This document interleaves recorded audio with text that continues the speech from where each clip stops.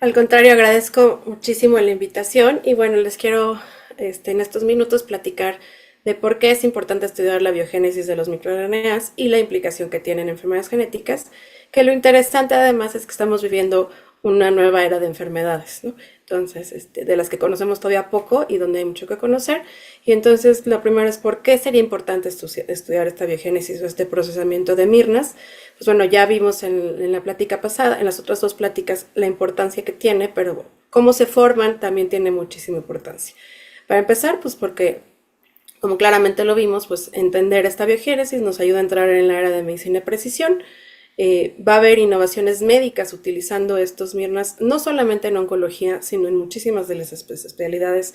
Y les voy a platicar en esta plática para entender por qué cualquier médico hoy en día tiene que entender un poco de esto. Va a haber nuevas opciones terapéuticas, van a existir nuevas que ya están empezando estas nuevas opciones terapéuticas. También les voy a platicar un poquitito de la relevancia para enfermedades complejas, así como enfermedades monogénicas. Y bueno, siempre como genetistas nos dicen por qué es importante estudiar estas enfermedades raras, que les estaré platicando, pero siempre que una enfermedad rara nos ayuda a entender los mecanismos muchas veces de otras enfermedades en general, ¿no? Y entonces, ¿cómo se forman estos mirnas? Pues el mecanismo es muy interesante porque sucede la primera etapa dentro del núcleo, donde vamos a tener primero se procesa y se forma un primirna. Luego este primirna lo corta Drosha y nos queda un premirna, ¿no? Entonces vamos a tener primirnas y premirnas. Este premirna sale del núcleo donde Dicer lo que hace básicamente es cortar y va a dejar este bucle, se queda separado y se van a separar en dos hebras. Una hebra que va a ser nuestro microRNA maduro y una segunda hebra que lo que dicen hoy en día es que se degrada. Y luego Mirna ya maduro se va a unir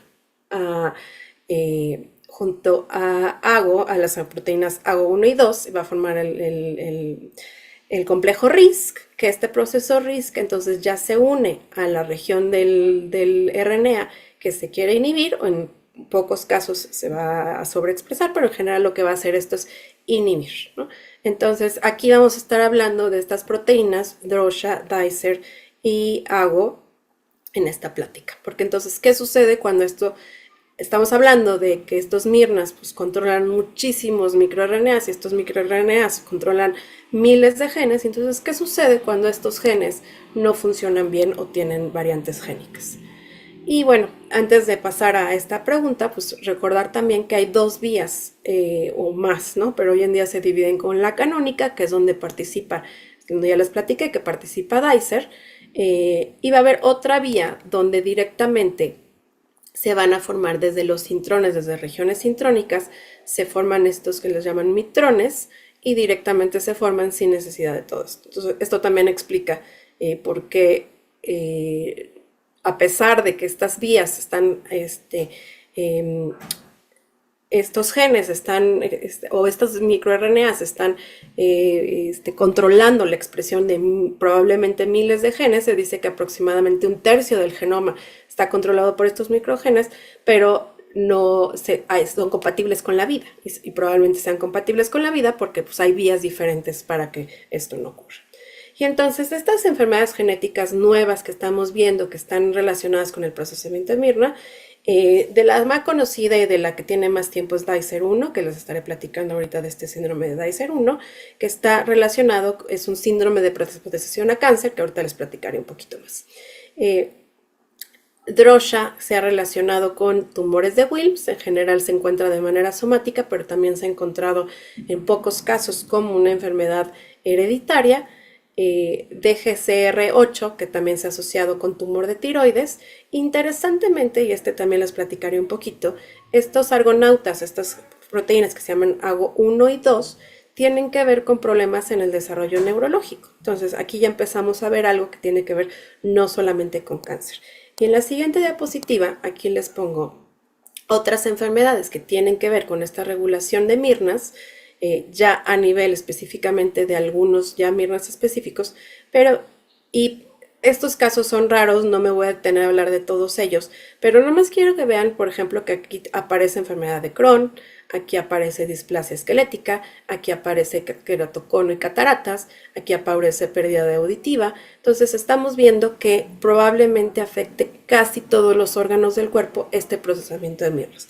Y entonces en cualquier especialidad vamos a empezar a ver estas enfermedades raras que siempre hay que sospechar o siempre hay que tenerlas en la cabeza cuando el paciente no necesariamente está comportándose como los síndromes conocidos o las enfermedades conocidas, pero además el entender los mecanismos que están relacionados probablemente nos ayude a entender mucho más, por ejemplo, como de la enfermedad de Crohn, que es tan poco conocido, ¿no? Entonces, esto solamente es algunas que son las en donde están asociadas. Y bueno, entonces les decía yo que estos son los genes de los que vamos a hablar hoy.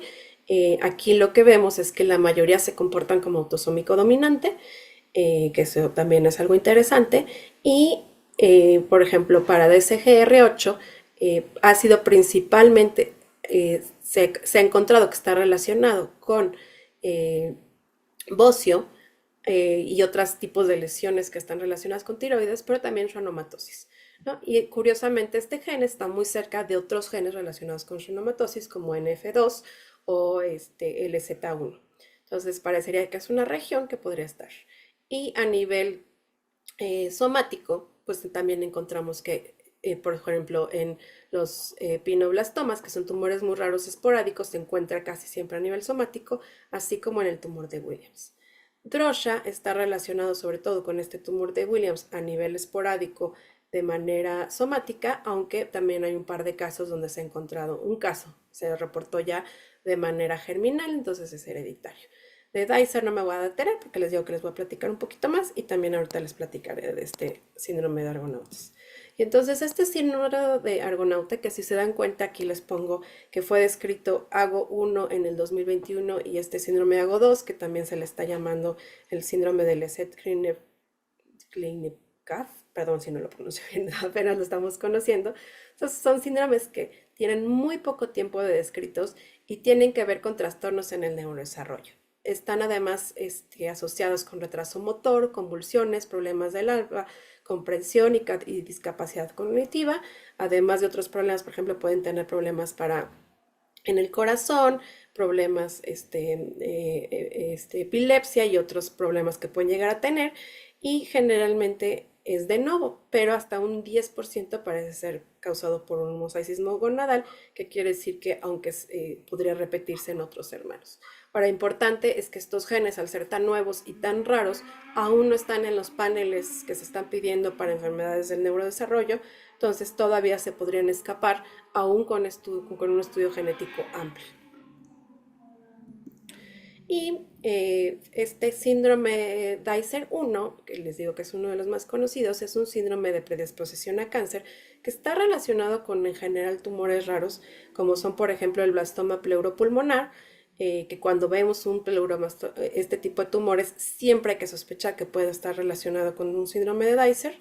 Está relacionado también con bocio, es algo tan común como el bocio, pero también está relacionado el nefroma cístico, el tumor de células de Sertoli en el cáncer en ovario, pero además para otros como radiomosarcomas, que son tumores también ahorita que les platicaré un poquito más, y otros tumores raros, ¿no? Entonces, en esta fila lo que quiero enseñarles es donde dice si siempre, cuando hay que sospechar en que se trate de un Dicer, y por ejemplo, aunque sea muy raro, pero cuando vemos un penoblastoma, siempre hay que hacer el estudio o otro tipo de blastomas. Lo que es curioso es que casi todos los tumores relacionados tienen que ver con origen mesenquimal. Entonces estamos hablando que Dicer probablemente sea importantísimo en el desarrollo de la línea mesenquimal. Y lo que vemos aquí es que va a estar afectando desde niños recién nacidos hasta adultos de 40 años, 45 años y demás. En este estudio en el que pude participar, buscamos justamente, hicimos un estudio de exoma donde buscábamos diferentes genes que pudieran estar relacionados con, no, era un grupo de sobrevivientes, perdón, niños sobrevivientes de cáncer.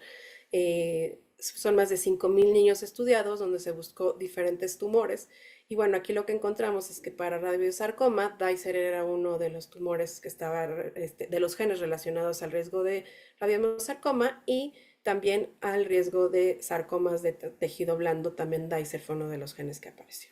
Y ahora sí, en este segundo estudio donde también participé, donde buscamos en niños y jóvenes adultos con radiobiosarcoma, los buscamos en dos cortes diferentes y tanto en la corte de descubrimiento como en la corte secundaria encontramos también Dicer aquí como uno de los genes relacionados con estos radiobiosarcomas.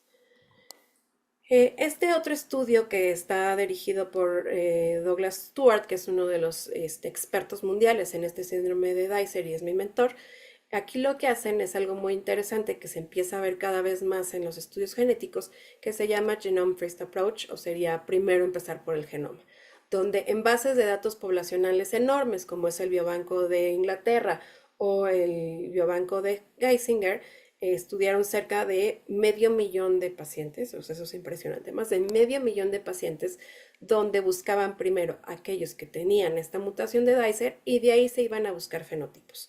Y encontraron, pues como ya estaba demostrado, muchos de los tumores que ya les demostré, pero por ejemplo también encuentran fiebre de origen desconocido, que esto podría deberse al cáncer o no, se tiene que explorar más. También encuentran que hay un mayor riesgo de enfermedades infecciosas y parásitos, o sea, que esto también hay que ver pues qué está sucediendo, si tal vez podría estar relacionado en una inmunosupresión o tiene que ver con el mismo riesgo de cáncer.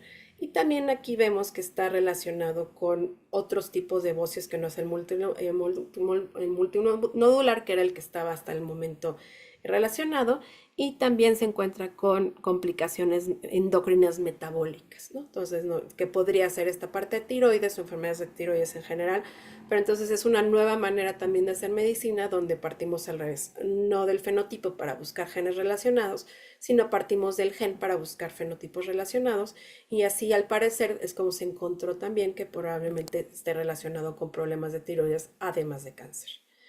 Y bueno, aquí en México ya diagnosticamos una familia con este síndrome de Dicer 1. Estamos preparándolo para publicación. No sabemos si es el primero que se ha diagnosticado, pero hasta ahora no hay ningún caso publicado donde esta familia de Hidalgo, la oncóloga, que es la doctora Eli Reid, tuvo un caso de una niña con un blastoma pleuropulmonar e inmediatamente sospechó que pudiera ser un Dicer 1. Entonces aquí estamos viendo de alguien que lo sospechó y nos contactó, pudimos hacer el diagnóstico y efectivamente se confirmó que esta niña tenía una mutación en Dicer 1. Por desgracia falleció al poco tiempo ya que tenía un caso raro donde era metastásico el tumor, que este tumor generalmente no es metastásico, pero pues pudimos hacer el estudio de extensión a los familiares encontrando que su hermano también tiene, es portador, que la mutación venía del lado de papá y dos de los hermanos de papá también la tienen.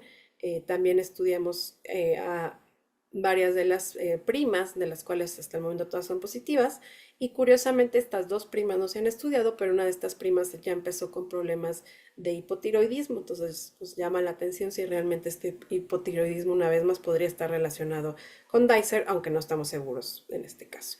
Y bueno, esperemos pronto verlo publicado este caso. Y bueno, quisiera también platicarles rápidamente, no solamente de la parte genética, sino de lo que viene. Y bueno, hay muchas estrategias que se están utilizando para poder manipular estos microRNAs, tanto eh, inhibir su función como aumentarla. Entonces, por ejemplo, en este caso, los mimics lo que hacen es imitar a los mirnas y entonces pueden llegar digamos, a ocupar su espacio, pero no inhiben la expresión y entonces aumentan la expresión de genes. Se ha usado también vectores recombinantes para que una vez más esté aumentando, estén como inhibiendo estos estos mirnas y entonces al estar inhibiendo pues aumenta una vez más la expresión de los genes. Y por otro lado hay estrategias inhibitorias como por ejemplo las esponjas, lo que hacen es digamos captar a los microRNAs y entonces aumenta la expresión. Entonces estamos jugando, o no quiero decir jugando, ¿no? Pero estamos entrando en una era donde podemos empezar a tener varios diferentes estrategias para aumentar o disminuir la expresión de genes y entonces tratar enfermedades que antes no teníamos ni idea.